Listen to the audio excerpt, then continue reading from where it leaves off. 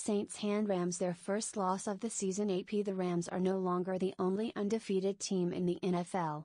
Drew Brees followed up the only Rams punt of the day by hitting Michael Thomas in stride for a 72-yard touchdown with just under 4 minutes left to play that put the Saints up 45-35. The touchdown was the first for the Saints in the second half, and it came after the Rams had come back from 21 points down to tie the score at 35 early in the fourth quarter of a pretty exciting game at the Superdome.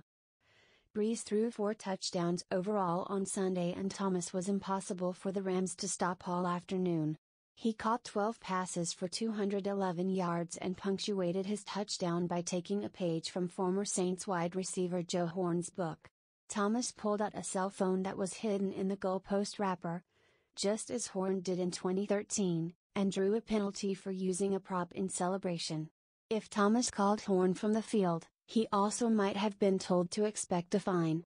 That gave the Rams better field position on their ensuing drive, but Jared Goff threw 3 straight incompletions and the Saints got the ball back at midfield.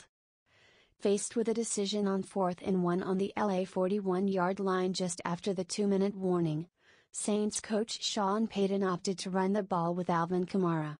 Kamara, who scored 3 touchdowns Sunday, converted and the Saints won the game. Those incompletions were uncharacteristic for Goff. He was 28 of 40 for 391 yards and 3 touchdowns, but also threw an interception in the first half that helped set up one of the 5 Saints touchdowns before halftime.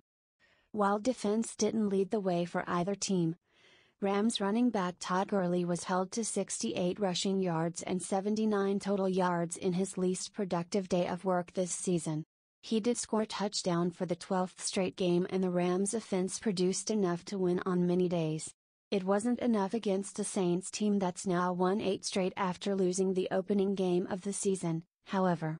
That leaves the Saints with a tiebreaker edge on the Rams as the second half of the 2018 season begins to unfold. They'll be in Cincinnati next week, while the Rams will try to get back on track at home against the Seahawks.